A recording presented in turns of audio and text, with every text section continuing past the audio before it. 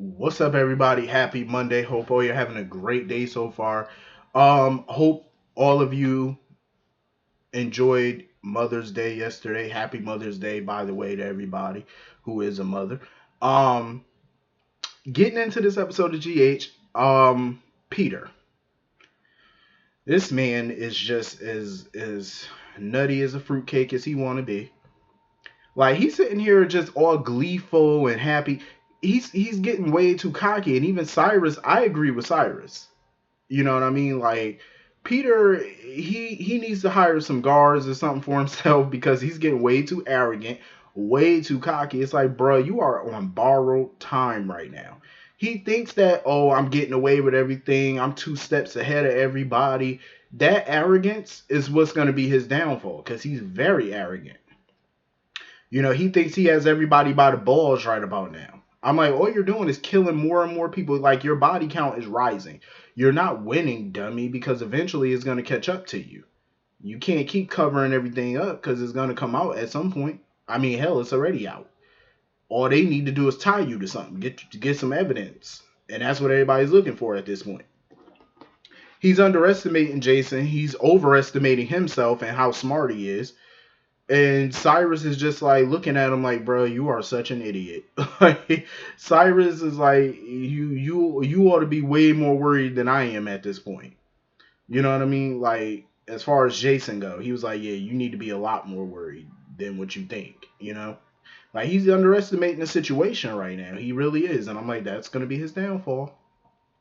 So this idiot goes over to Nurse Jennings that he's supposed to be having an interview with, Maxie's live-in nurse or whatever.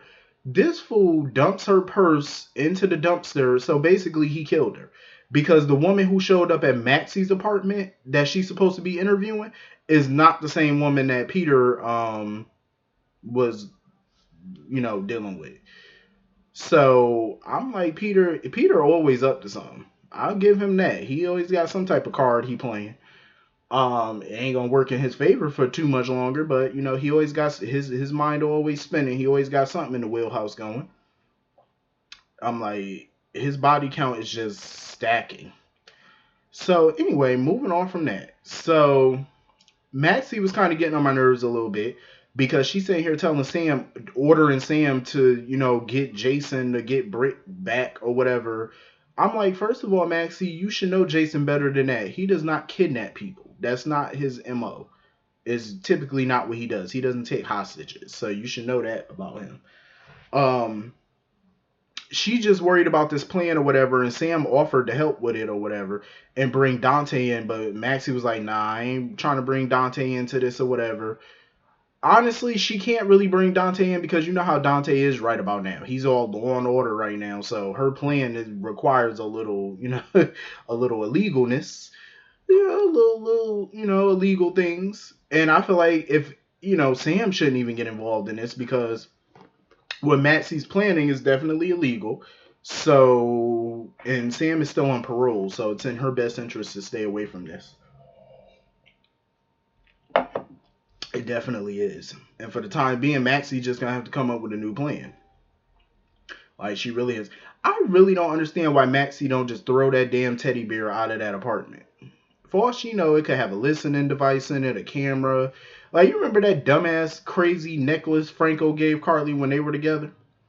And that, that little eye necklace or whatever that had a damn camera in it. I'm like, Maxie, get rid of that teddy bear. Get rid of anything that Peter ever bought you. Throw it away. Please and thank you. Like, I understand she wants to protect her child, but, right now you need to come up with a plan B, C, D, E, F, G, H, I, G, whatever. Like, you need to come up with some type of plan. You just something.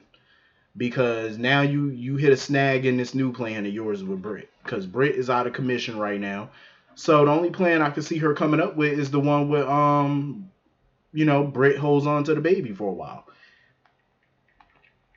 But she still, I think she, in order to make this stillborn thing work, though, I think she's still gonna need Brit's help because there's no other way really that she could pull this off without Brit.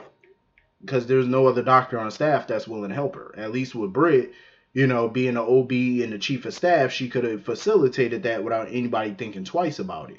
But with Brit out of commission right now, Maxie better come up with a whole new phase two and do it quickly. You know, moving on from that though, I feel bad for Ned because Ned is getting all excited about this new chapter in his life. Being a grandparent, and he's really not going to be a grandparent. You know what I mean? Like I feel bad for the brother. I really do. I feel bad for the brother because he about to, sit there and probably fall in love with a child he thinks is going to be his grandchild, but it's really not. I feel bad for him. But I did like his conversation with Brooklyn when they were talking about, him, like how he used to, sing to her in the womb or whatever. Like when Lois was pregnant with Brooklyn, he used to sing and stuff. I thought that was a nice scene, and he took out his guitar and started playing and singing a song and stuff, and he even brought his daughter to tears. I love that scene. And Olivia came in and stuff. And he's happy because he feels like she's finally, starting to take this pregnancy seriously. But you already know when the truth come out, Ned gonna be pissed. Ned is gonna be pissed. Maybe if they can secure a way to get ELQ back, maybe it might take a little bit of the sting out of it. But I still say he's gonna be very pissed off. I wish that him and Olivia would do something to try and work this marriage out because I would hate to see them sit there and get a divorce over something that can be fixed because I do feel like their relationship can be fixed. But like I said, I wouldn't mind seeing her with Robert either, to be totally honest. I really wouldn't. So anyway, moving on from that, getting over to the spinoff show. Um, I think Nina's on to something, even though I think Nina is, fucked up for her little plan right now that she got going on. But I think Nina's on to something because even though Mike warned her about, Elijah and stuff, and, he told her about the fact that he saw Elijah with the robber, the guy who tried to rob the charity event or whatever. Um, she had a plan of her own actually because he was kind of baffled as to why she would, go out on a date with Elijah after everything Mike just told her. And she got a plan. She was like, because she can get information out of him that Mike can't. Because if Mike tries to, get information out of Elijah or ask questions, Elijah's obviously going to duck and dodge and not tell him nothing. Because he's going to see Mike coming a mile away. But Elijah's clearly taking a liking to Nina. So if she does this right and be a little subtle about it, maybe she can get the answers out of him that Mike clearly can't. So I was like, okay, that's a smart plan. That's a smart plan, even though Nina ain't shit for what she doing right now, but that's smart. I give it to her on that one. That's a hell of a plan there. So anyway, moving on from that. So Jason was actually kind of surprised that Brit was not that good at the whole being on the run thing, considering she done moved around with Faison over the years so many times. And she was like, well, shit, when Faison ass was on the run, he stayed in luxury hotels and shit. He ain't staying in no barn because right now they're in the Cassadine property right now, hiding out. And you already know if they're hiding out on the Cassadine property, Nicholas and Ava wouldn't know shit about it because that place is so big they would never know. You know what I mean? Like anybody could be hiding on that island, they wouldn't know because it's a huge place, And they're not always at the estate, and they definitely don't walk around the grounds all the time. I highly doubt it. I like Brit and Jason being on the run. I think it gives them a chance to, get to know each other even better, more in private. They don't have to worry about Carly and nobody interrupting them or walking in on them. They can share some bonding time, and I'm here for it. She was pissed at Jason for a second because he's supposed to be resting and stuff, but he was like, shit, we fugitives. He was like, shit, one of us got to stay up and be on alert and stuff. And I do agree with him on that.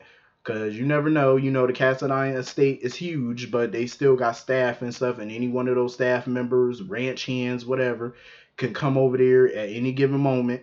So you got to be on alert. I definitely agree with Jason on that. And I was happy that she stormed out of there at first talking about, oh, I can't do this or whatever. But she came back with some coffee and stuff.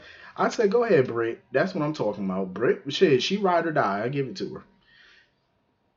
because she was just letting Jason know. She was like, shit, I got myself into this mess. You know what I mean? Like, she's helping Jason because she wants to help Jason. He didn't force her, he didn't make her. She's doing it because it needs to be done. And I respect that. So, anyway, moving on from that. I did like the conversation Carly and Jocelyn had because I feel like it's super true. Like, facing obstacles is just a part of life. You know what I mean? And it does make you stronger. Like the old saying, oh, what doesn't kill you makes you stronger. And I do agree. Jocelyn just needs to face her problems. You know what I'm saying? Head on. Don't back down from them. Don't avoid them. Don't run away. Face it. Like, she does not have to be perfect at everything. You know what I mean? Like, this whole volleyball thing, and it's like she's just going so hard at it. It's like you're going hard to the point where you're getting injured now. It's like, slow down. You don't have to be perfect. It's like, calm down. So I'm glad her and Carly had that conversation and stuff. So of course, Carly was talking to Jason and stuff, and Jason basically let her know, like, she was letting him know that the meeting with the five families, how that went. And he told her, he was like, look, if you get in trouble, basically I can't be there to help you. You know what I mean? So he's like, I can't do it. He's on a run, so he can't be of much use to you right about now. And I know Carly feels like she's not in control right now, but you know what? I think she is. I think Carly, after seeing her at the meeting, I really feel like Carly got this. Jason there, Jason not there, don't make a difference. I feel like she got this. She just needs to get a better hold on things, and I think she's gonna do a perfect job. I definitely feel like she can. She could pull it off. Um, and it was fun, her going down memory lane, telling Jocelyn about how she met Jason and how he was always there for her when she didn't deserve it. Um, you know, but Jocelyn had to let her know, like, nobody can make Jason do anything. He does things because he feels like it's either the right thing to do or he wants to do it. But Carly feels like, well, she's the only person in the world that can get him to do things he don't want to do. I was like, well, yes and no. He does things for Carly because that's his friend. You know what I mean? And he feels like, what, I got to do stuff for my friend. You know what I mean? But I also feel like deep down he does things for Carly because he feels like that's what he needs to do. That's his friend. He want to help any way that he can, and he likes to be there for people he care about. Um, Carly just needs to realize that, Jason does have a life of his own too, so he can't be at your beck and call. I didn't like the fact that she told him she felt like the plan failed or whatever. I'm like, your plan did not fail. You got what you wanted. Jason's out.